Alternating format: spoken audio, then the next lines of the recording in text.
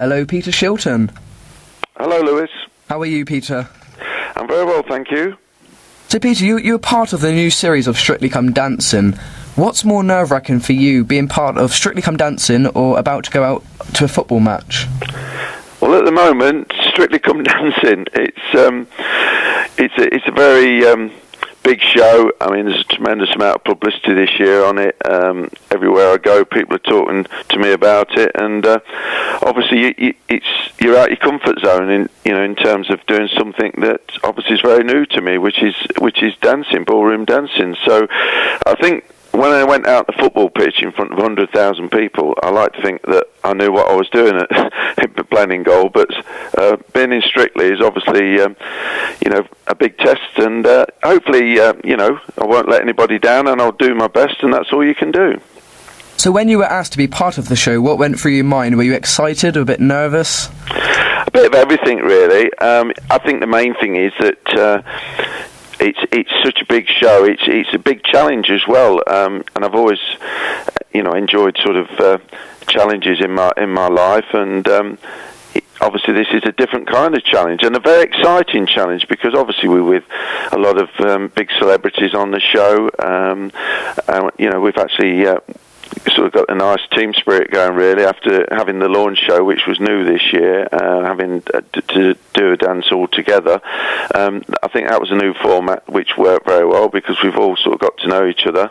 But we're in competition now, and that's great because there are some big names there, and obviously the main thing is to not try and go out in the first person to go out, but obviously to see as far as you can go.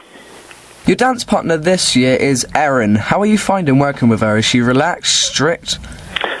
She's both. Erin's probably the longest serving dancer there, but she's tremendous. I mean, she's got a great reputation, and I found I made a comment that she was one of the best managers I've played under or worked with because she's very good at explaining things, and she does like to work hard.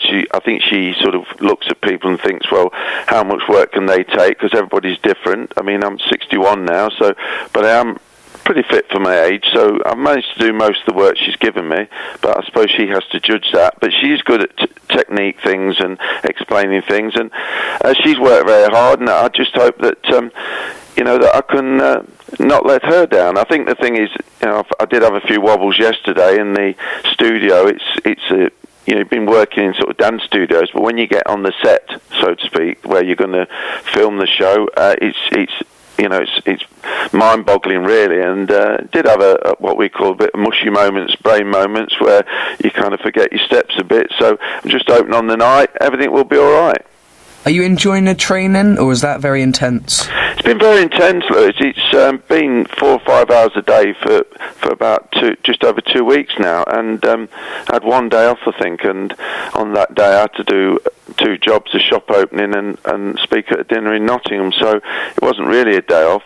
But but it's been the shortest period that dancers have had to learn their first dance, just 2.5 weeks. In the past, it's been nearly a month. So, it's been the shortest that any celebrities have had, really. Does that then make you worried that you've had less time than other celebrities on previous years, or are you going out there optimistic? Well, we're all in the same boat. We've all had the same preparation. We've all had the same chance. And I think that, the competition is of high standard this year, looking at some of the dancers in practice. And, I think it's a good competition. It's all about what you do on the night, under pressure, I suppose. And, we'll have to wait and see what happens in that situation. Now, moving on to your football career, you've had an amazing career. You have the record for playing the most caps for England than any other player. Is that a good record to have? You must enjoy having that record. Oh, yes, definitely. I'm very proud of that record. I got 125 caps for England, or games as we call them, caps. I may have had a few more. I had a rivalry with a friend of mine, Ray Clements, and for a few years, he got 60 caps when I was sort of not playing, so it may have been a few more. But I'm sort of obviously proud of that, and I think David Beckham was trying to beat it recently with 115, but it's probably one of the the major things in my career that I achieved.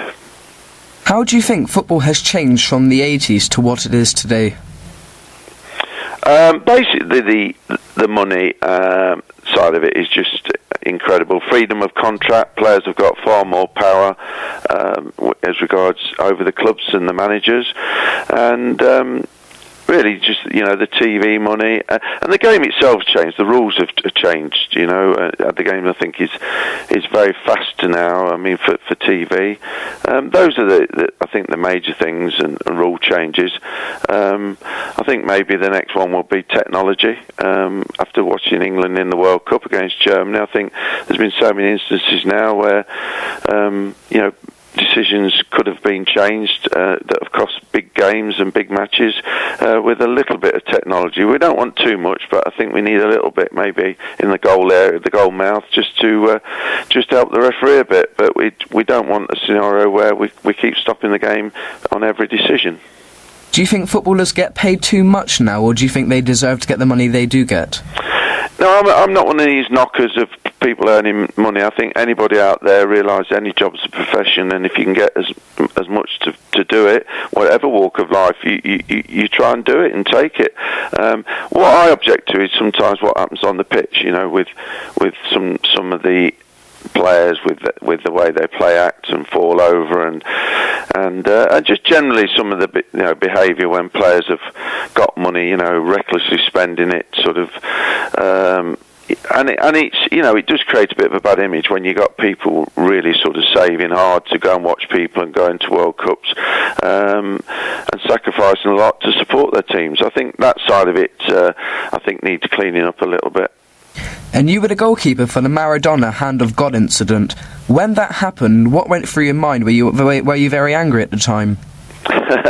Yeah, well, I get reminded of it a lot, and I don't particularly like to be associated with that. Although, as time goes by, it's a very famous moment, and but for all the wrong reasons, really. The world's greatest player at the time, Diego Maradona, cheating and getting away with it. But I mean, as a player, a goalkeeper or whatever, and the team, you rely on the referee and linesman, a bit like England in the World Cup against Germany this summer, to make the correct decision, and they didn't. They missed it, and we paid for it. And the only thing I was obviously angry that it was the first goal in the game, and it was the most important goal because it was a very tight game at the time. But the fact that Maradona's never really admitted or publicly apologised in the right way is probably what I would say that I'm not very respectful of him for that, because I think he was the greatest player I played against. But obviously, I thought he should have at least set an example to a lot of the youngsters at the time. But you've also had a managing career where you managed Plymouth Argyle. How did you enjoy your managing career? Is it much difficult than you thought it would be?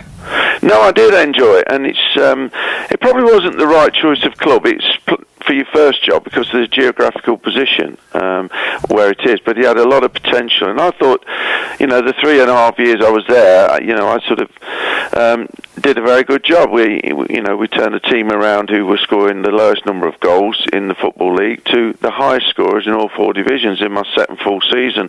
But when it's your first job, you need to get out and travel and watch games morning and afternoon and learn different players' performance levels, and that was very difficult. But with obviously the travelling element from Plymouth up to wherever you need to go.